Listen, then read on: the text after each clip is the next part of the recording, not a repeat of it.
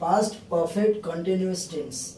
Past perfect continuous tense में हम क्या जानते हैं? पास्ट परफेक्ट कंटिन्यूअस टेंस में ये जानते हैं कि पास्ट मतलब जो बीत गया है वो हमारा पास्ट है, what ever has done. Perfect मतलब वो पूरा हो गया है, पास्ट के टाइम में कंप्लीट हो गया है।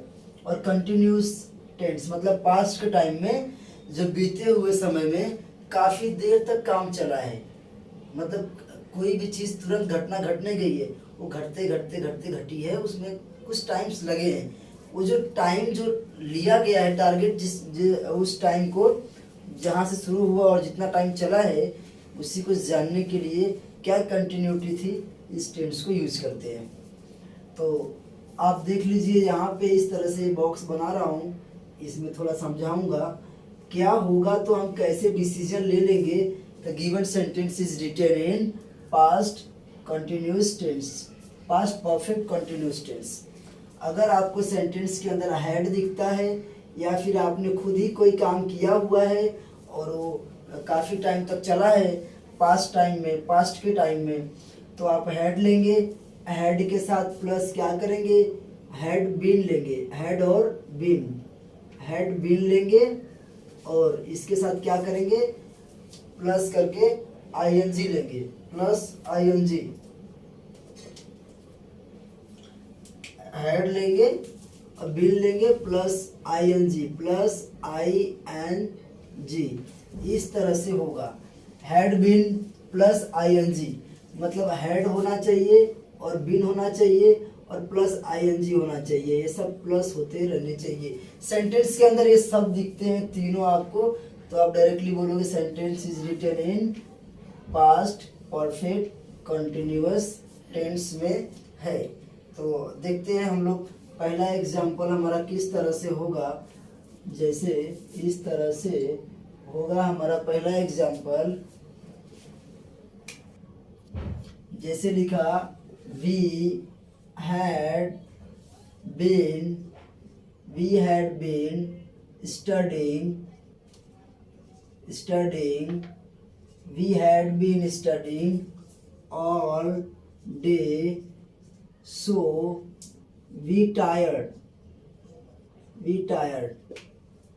We had been studying all day, so we tired. मतलब क्या है, we had been आया ना, एक दो सेंटेंस यहाँ पे बन रहा है, देखिए we had been studying all day, यहाँ तक एक बात हो रही है, वहाँ तक दूसरी बात हो रही है। तो we had been studying all day, मतलब हैड लगा है ना, इसका मतलब कि हम पूरे दिन पढ़ाई कर रहे थे, मतलब अब नहीं कर रहे हैं, अब क्या हो चुके हैं, अब थक चुके हैं। समझ गए कि नहीं? ये भी सेकंड फॉर्म है टायर्ड, मतलब थका हुआ। ये simple present tense, simple past tense में आ गया। ये सिंपल पास्ट टेंस है और ये पास्ट परफेक्ट कंटिन्यूअस टेंस है, मतलब दिन भर क्या हो रही थी, स्टडी हो रही थी और अब क्या हो गए हैं, थक गए हैं। तो इस तरह से आप सेंटेंस में देख रहे हैं कि यहाँ पे हैड लगा है, बीन लगा है और आईएनजी कंटिन्यूअस टेंस का मेन होता है, तो वो भी लगा है। तो इस तरह से आपका ये सेंटेंस होगा। जैसे कि और भी इस तरह से अगर लिखा गया, he had been running, he had been running, समझ रहे ना, he had been running। तो इसमें क्या देख रहे हैं हम कि हाँ एक बात और है कि आई और वी हो चाहे जो भी हो, अगर पास्ट परफेक्ट कंटिन्यूअस टेंस में लिख रहे हैं हम लोग, तो हमारे पास क्या होना चाहिए, हैड ही आएगा। हम चाहे ही के साथ लें, चाहे सी के साथ लें, चाहे दे के साथ लें, अगर हम इस टेंस में लिखने जा रहे हैं एकमात्र ऑप्शन है हैड ही लेने का, only one option is given here.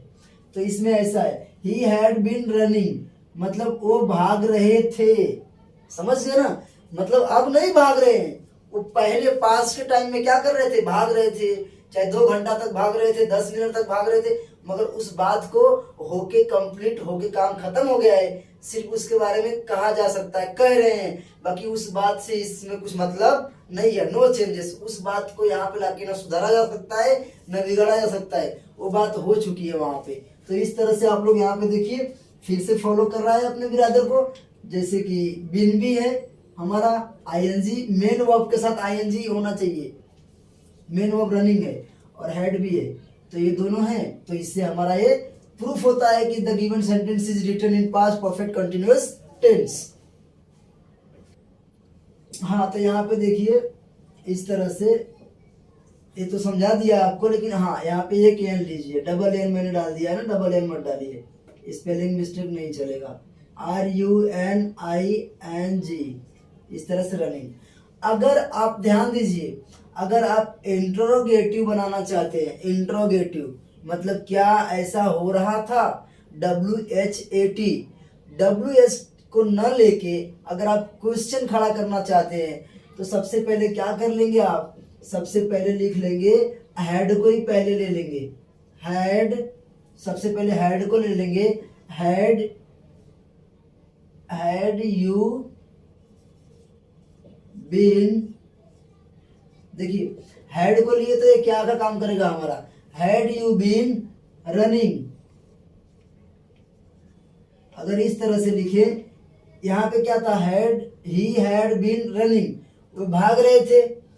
अगर इसी को इंटरोगेटिव बनाना हुआ तो क्या करेंगे, हैड यू, मान लीजिए यहाँ पे ही था, मैंने वो इसका वो यू ना, ही ना लेके मैंने यू लिया हुआ है तो चलेगा, हैड यू बीन रनिंग, क्या तुम भाग रहे थे, समझ गए ना, यही मतलब हुआ था, तो मैंने ये डिफरेंट थोड़ा सा किया है। हेड लगाते ही ये इंट्रोगेटिव बन जाएगा, समझ रहे हैं, ये इंट्रोगेटिव सेंटेंस बन जाएगा, हेड लगाते ही ये प्रश्नवाचक बन जाएगा। तो कभी भी अगर हम क्वेश्चन खड़ा करना चाहें, इंट्रोगेटिव बनाना चाहें पास्ट परफेक्ट कंटिन्यूअस टेंस में, तो हेल्पिंग वर्ब को पहले लेके और फिर सब्जेक्ट को लेके बीन और फिर मेन वर्ब के साथ आईएनजी लगा के हो जाएगा हमारा।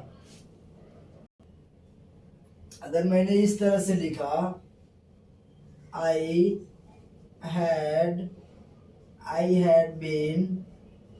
had been waiting for you